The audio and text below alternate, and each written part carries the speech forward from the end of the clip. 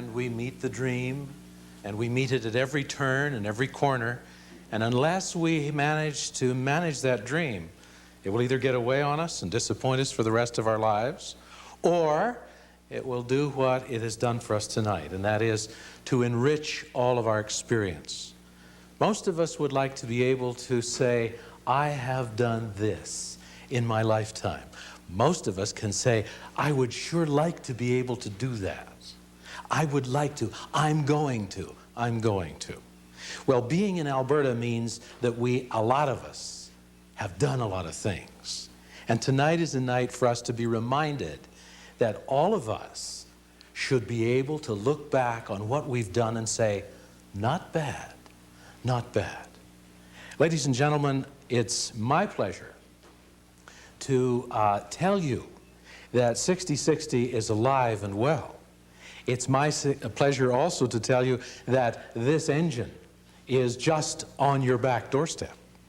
And also to tell you that the most magnificent piece of machinery that you can ever imagine is waiting now for the next step, whatever that will be.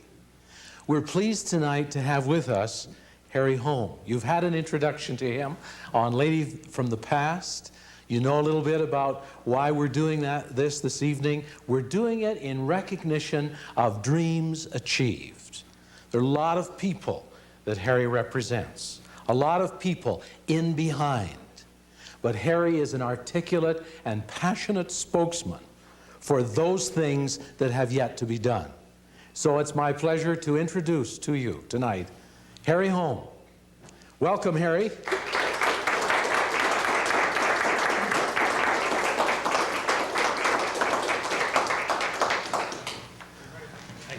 You're welcome, and you're very welcome to be here. And I see that you've been escorted by your color guard and all of those things.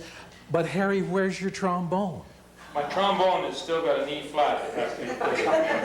It's not every day an old hoghead can get escorted in by two conductors. So after you give them a rough ride, they'll give you another.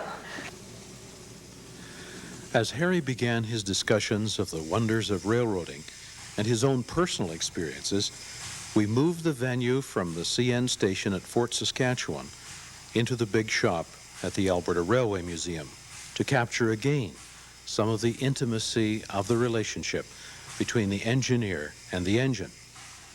So what you will see now is a personal interview conducted by Michael Hall of the Fort Record with 6060 in the background. In Lady from the Past, one of the themes that they use is the small child going to see the train. Is that small child a bit like you? I think that was Lee Mackenzie and John Scott's thought, that to try and simulate the memories that I'd brought to them when I was a little boy in Hannah. And Jeffrey Black, who's growing into a fine young gentleman, by the way, in Jasper, was just right at, he was the right age. And he was able to, with very little coaching, to simulate how I used to go at about his age, running down, with my mom's permission, to the yards in Hannah when I knew that Dad would be somewhere in the neighborhood of the station. I had strict instructions to stand well back by a tree, I think it was, and I couldn't go beyond that. But that was the idea. As I think you might remember in A Lady from the Past, Jeffrey goes to a certain spot, and then he stops at the rocks, which, by the way, the mothers of Jasper have told their little ones, when we go by the trains, that's as close as they're to go, So it was really, I thought it was very well done, Of course, I'm biased because it looked pretty neat to see that engine and that little guy. And, Mike, when we were 5 years old, like at that same age as Jeffrey was in the picture, the railroad was so much part of our lifestyle.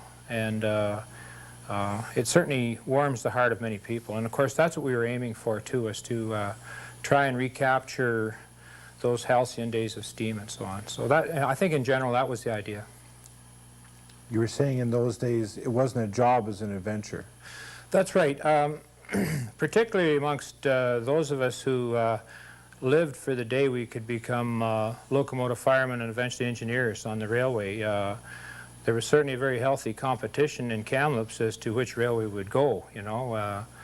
There was a definite Canadian National and Canadian Pacific faction. And I don't say CN, you know, it just happened to come to my mind first, but both railways had tremendous opportunity. And, but particularly because mountain railroading, and in those days, it was an adventure, especially on the Ashcroft sub between Kamloops and Boston Bar, or the CP Thompson sub to North Bend, or the Alberta sub from Jasper to Blue River. We had, you know, the lines were much newer than they are now. I mean, bear in mind, the Canadian National was built and completed to Kamloops in 1915, so the ground, a lot of it was still unstable. And in the winter, right from the East Mile Board Tranquille, which was mile 9, till you stepped off at in the shop track at Boston Bar at mile 125, you had your eyes peeled.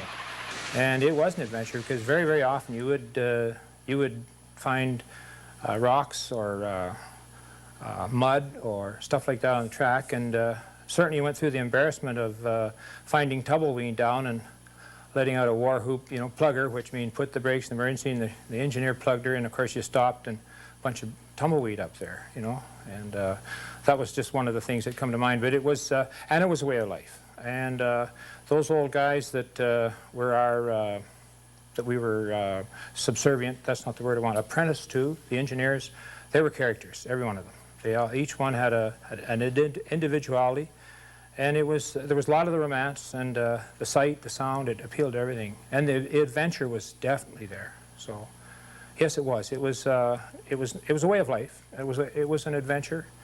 And I'm very proud to tell you, from my point of view, and there's more of us, I think, that would care to admit it, but I will. It still is, you know. Even with these glorified streetcars we have now, as they call the diesels, there's still a lot of good challenge and a lot of ability to show your individuality. In some ways, I think your skills have to be more finely honed than they were in those days, bearing in mind that we're handling up to 14,000, 15,000 tons and under some much different situations. So that adventure is still there. Growing up as a teenager, you started getting closer than the rock beside the railway. You started getting closer to the actual, the engines themselves, riding and helping to work on them, didn't you? Yeah, you know, I've often thought, and I think, I know I referred to that in Lady from the Past, but I think that comment should be enhanced or spoken on a little more.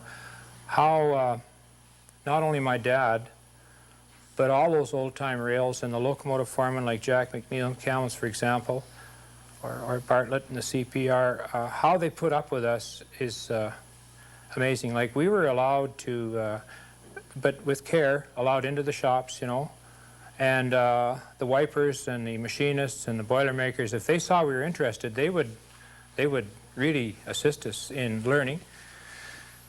And of course, if there was coal to shovel, well, they'd say, "Here, kid, go right to her," you know. And we thought we were so lucky, you know. And certainly all of the maintenance functions of these engines, many of us learned at a very young age. For example, I think I mentioned to you earlier, I learned how to fire an oil burner. I fired the 6042, very similar to this engine, when I was 11, from Kamloops to Blue River.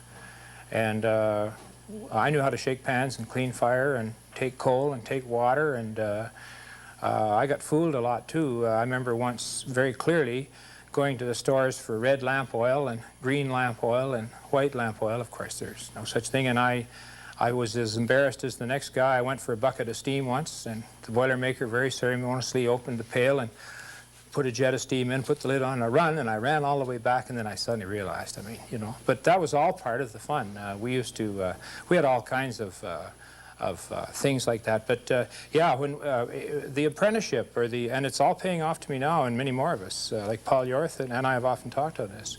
The apprenticeship to becoming a railroad man started just about from one of the first times I was ever near an engine. The learning process started. Railroading is like anything else. You never stop learning. I still feel that. And there was a all kinds of opportunities to learn. But I must emphasize again the patience and the goodwill of the railroad men to all of us young guys is amazing that they put up with us, because we must have got very annoying sometimes, and but there was never, I can never once remember a terse word from any of them. It was always goodwill, but they had a tremendous sense of humor. Just for example, Scotty Jack, who was a colorful character in Kamloops, he was on the 16 o'clock city job, and he had a little mogul. It was called, this is the name of an engine. It was a 260, the 412, sorry, and it was a hand-fired engine. In other words, a hand bomber in railroad jargon. And I can clearly remember in grade 3, when I was in Miss Peel's class, going down to after school to see the engine, and Scotty would let me look it all over, and he'd hand me the oil can, and I'd climb up over the drivers and of course get totally covered in grease and everything and do all these little jobs for him, and I thought it was such a great privilege. And he saw I was so interested, he used to let me get up on the seat box and he'd help me, and I'd move the engine maybe once. But then he sold it to me, and it became mine. It was my engine. He very ceremoniously wrote out a bill of sale on a work report, and I signed it that it was my locomotive for $5, and to be paid on the day I turned 18. And so from then on, it was my engine. The only person who wasn't delighted was my mother. And, there's the people who, they were the real railroaders in our whole society, were the women. How our moms and our sweethearts and my wife, by the way, most of all, put up with us is amazing. But they're the ones who really were the railroaders. But the only one who did not like my great adventure on the CN and CPN, my buddies, were our moms, because we'd come home just covered in grease and oil. But after a little while, we learned how to not get too bad.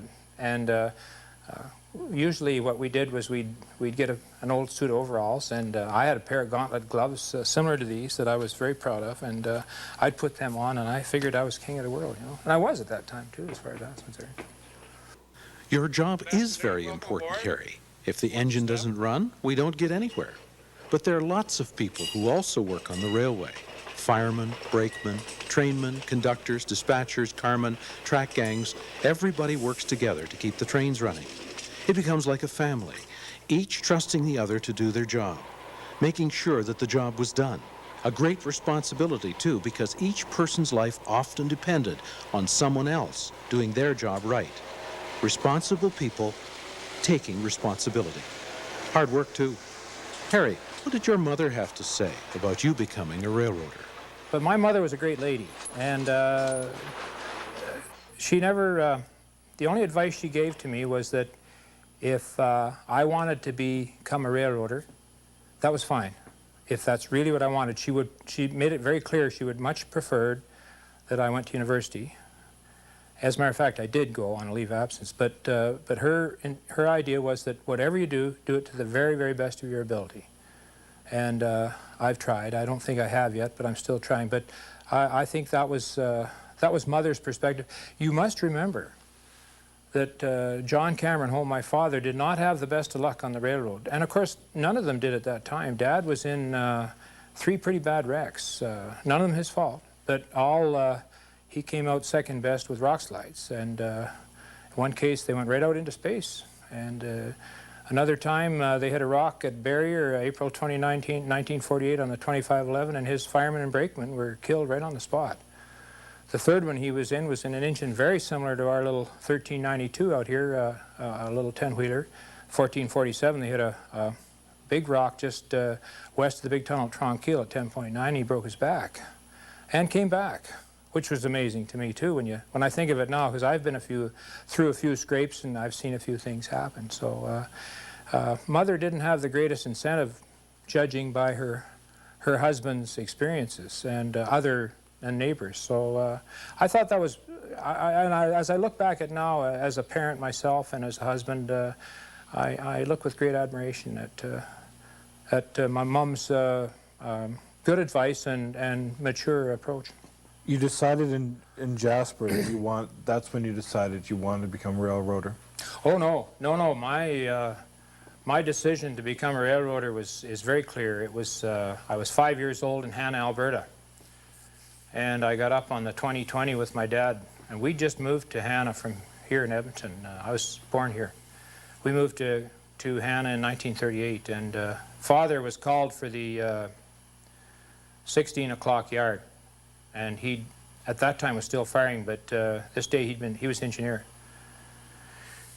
And he allowed me up on the 2021, and that's when I got up there and got a whiff of that engine and looked it all over and saw everything there. That was it right there. I knew right then that I was going to become an engineer, and I'm very proud and humbled to say I have done that. Working in those shops with your dad, with the other workers, on these types of locomotives, you learned a lot of things from shoveling coal to oiling. You learned a lot of, you didn't specialize at all, you generalized. That's right. And that's really put you in good stead for helping to look after No question. Yeah. Well, in the days of say the Bill Drivers or the Stub Mackenzies or the Jack Home or the Harry Wilson, and I just thought of some of their nicknames, but I will leave that. But anyway, those guys, they came up through the ranks. They came through very difficult times, but they were taught from the ground up. And when I started, we didn't have that opportunity except those of us who worked in the shop. So a locomotive engineer, and the gospel according to, say, Bob Swanson in Vancouver, or to Quantick or Charlie Stewart, or those kinds of guys who we, some of the grand old men of steam we had, like Jack McNeil, was the guy who, if he had to, could overhaul the engine. And that was always my goal.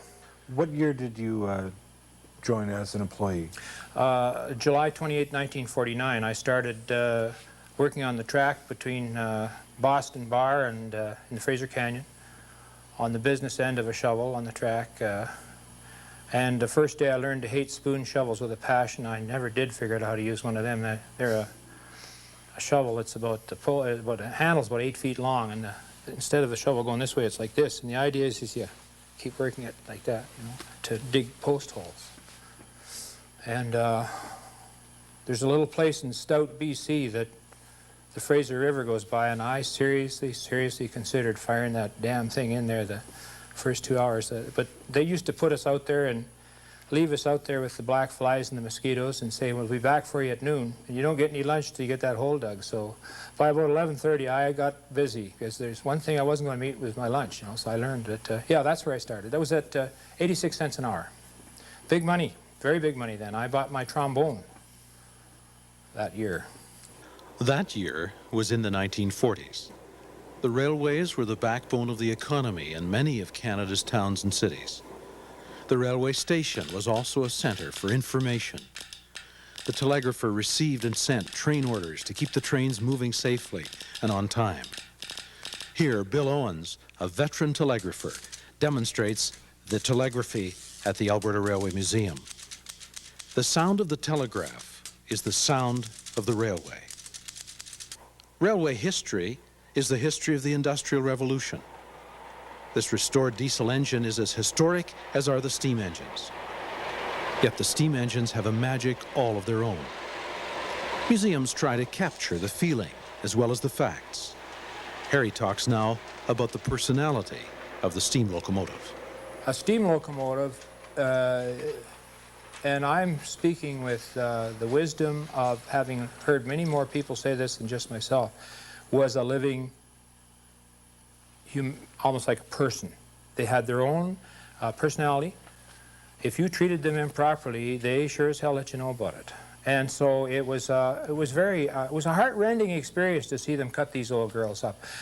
Some of them, you weren't too sorry to see go. Some of the old hog engines and the leaky ones and the ones that were hard to fire and stuff. But these big, beautiful engines like this group here, the 6000s and the 4300s and that, it was terrible because there was years left in them.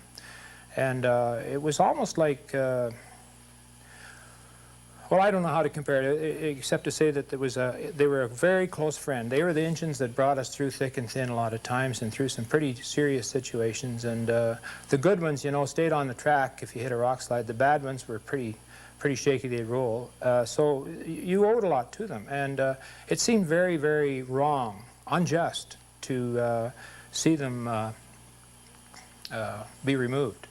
And I think that's when a lot of us, certainly yours truly included, with an eye to the future, just simply made up our minds that we're going to save them, as many as we possibly could, you know. Had I known then what I know now, I think we'd have saved quite a few more. But you got only so much room, and you got only so much money, unfortunately, you know. But I think that we saw that they were going to go, and the railways wanted to be totally rid of them. I understand that. You know, I've been involved enough in well, just you run a house or you run any kind of a business, there's certain limits to your operating budget. So we're very lucky, though, that there were people with vision who saved them, you know, like certainly one who I had the pleasure of meeting was Mr. McMillan, who was the president of the CN when we first started running the 6060 again, and he said with a big grin, he said, you know, I've got 5 engines hidden in the roundhouse. Did you know that? And he said, I hid them, he said, and they're going to stay around, you know. That's the kind of guys we needed, you know. And Mr. Graham, Roger Graham, who's the vice president here, is the guy who we approached for this engine, and he stepped right in and got it for us, too.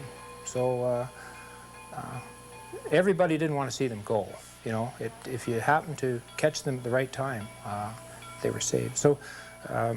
But it was sad. It was terrible to see them being stripped down, and there was rows of them. I remember, if you know Ontario at all, a little siding just out of London, Ontario. I went out there one day in the car. There was about 35 of them sitting there, you know, just big, beautiful 6,000, 6,200s, just waiting for the scrap and the cutting torch, you know.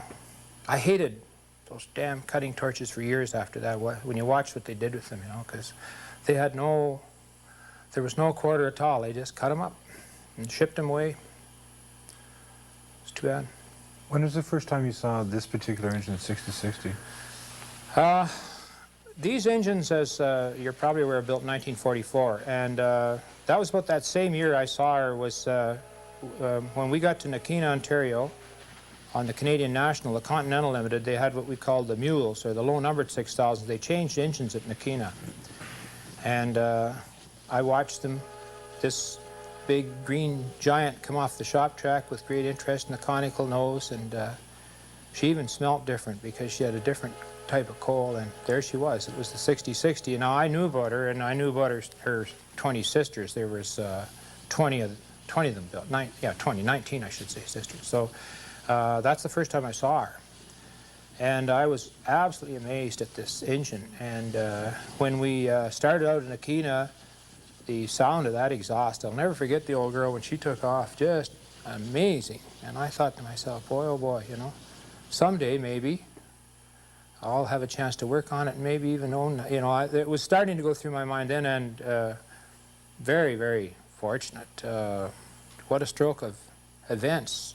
That'd be an all-day story, so I won't bore you with it, but I will tell you that en route to Ontario, on the train, I spotted her sitting in a track on the north side of the main on the river sub, just west of Winnipeg. And again, a series of letters were written between, as John Reed, who's here in Edmonton, and I got involved in it. We wrote letters and we grabbed it. And as it turned out, we just got it. Just caught her in time. She was on the way to the scrap pile. To that torch? Yep. You bet, and she and many more. There weren't that many left, so it was just a stroke of luck that I'd seen this engine, because my information was that pretty well all of them had been scrapped. You see, when we first tried to grab one, it was the 4300, one of our Santa Fe's that we had in Jasper, because they were almost indigenous to Jasper. They were built for that country. But they were all gone. Well, there was one, but it was too far gone. And so we got this was a very, very acceptable alternative. This locomotive, by the way, has run from, prior to our getting a hold of it on display at Jasper, she's run from Halifax right to Kamloops, BC. So she's been around. And I've had the honor of being with her from coast to coast, too, so since then. Literally millions of miles passed under the drivers of 6060. A long time and lots of miles. The crews who ran the trains spent a lot of time together. Railroading is more than just running the trains. It's getting along together as a team. When we'd get to the other end of the road, we'd end up in a bunkhouse, and quite often we'd end up going fishing or hunting and hiking, and so it would became part of the trip. The trip just wasn't to fire the engine or run the engine. The other trip was how good a cook you were, or how good a cook you weren't. I became well known, very well known as a lousy cook. As a matter of fact, I can tell you about Dopey Johnson. We were up on 317 up at Coalspur. And we would go to work in Edson in the afternoon, and then you went to Coalspur, and then you made a turn up in Lovett Mixed. We used to go up to Foothills. And then in the morning, what took place, we had coal oil lamps, there's no electricity. The fireman would get up, and the engineer, and you'd wash. And then the engineer would go out and get the engine ready and do the little bit of switching there was and fix the fire, while the fireman made breakfast. And that was the one thing that I didn't pay attention to with my mom, who was a tremendous cook, was how to cook. And so I got up, I boiled eggs for 30 minutes, thought they'd be soft by then. I burnt the toast, ruined the coffee, and ruined the bacon and everything. And poor old Dopey, you know, he came in, he took one look at this mess, and he said, well, I'm not that hungry this morning, you know. But anyway, the next morning, we got up, and I was about 19 then. He said, well, son, he said, do you know how to run an engine? And I said, yes, I do. Well, he said, you go out and switch. I'll make the breakfast. So that's how that ended up. But yeah, we learned a great deal from each other. We got to know each other very well, politically, geographically. Guys like Mark Albert would take you into the shop if you were studying. Like when we wrote up the engineers, then you wrote three years, the first, second, and third year. He would start at the cab and walk around there, and he'd say, tell me what you don't know, and I'll tell you. And he would stand here in front of this cross-compound air compressor and tell you every event, what the differential piston did, the reversing rod, why the high-pressure head was set up the way it was, why it was only 45 pounds here, and why you could get any amount of pressure here, even though you had low-pressure steam up there, because, you know, he knew it. He could tell you why the springs were set up the way they were. You know, he'd say to you, are you aware this engine has tires? And you know, if you didn't know, he'd be pretty upset, but of course they do. And he'd explain to you how they figured out the coefficient expansion, sweat them on. Many of these locomotives have passed on. You've managed to bring one back from the grave, though. And this must be really fulfilling. Yeah. The memories live on in this piece of steel here. Yeah, well, they didn't quite get her in the grave, just remember that, you know. Yeah. We sort of, we had her, like the old Scottish minister said, dangle them over the mouth of the pit, but didn't drop them in. They had her dangling a couple of times. But yeah, and I'm very, very glad you brought that up, because I think that is part of the responsibility those of us involved feel now, is that in deference and in memory and in tribute to those fine people. And I'm not just talking about hogheads, you know, like I'm not talking about the royal family, the running trades, which we are. I'm talking about all of them. I think the responsibility is, I wouldn't call it awesome, but it's there very heavily on our shoulders to recreate and to retain that era and that way of life and that goodwill and the teachings and the day-to-day experiences that those people took for granted, and it's come and gone. There's not many of us who can recall that and who can make it happen again, or at least try to simulate it. So I feel very honored to have been part of this, and I hope that we can continue our research and our portrayal of this engine. And you know, like what they're doing out of Stettler too, you know, that on Central Western, the Alberta Prairie Steam Tours, they are doing a damn good job of putting on the fun again it was to ride a passenger train, you know. And that's the stuff that we should all work very hard together to retain, because it's a very important part of a colorful past. You know, these locomotives and this railway is what made North America. You know, no question about it. Into the tremendous country it is now. It built the country, yes, indeed. It was then, and it is now, the thunder of steel wheels on iron rails. The railways still play a powerful role in moving the raw materials and products that keep Canada strong, a vital part of the world's resources.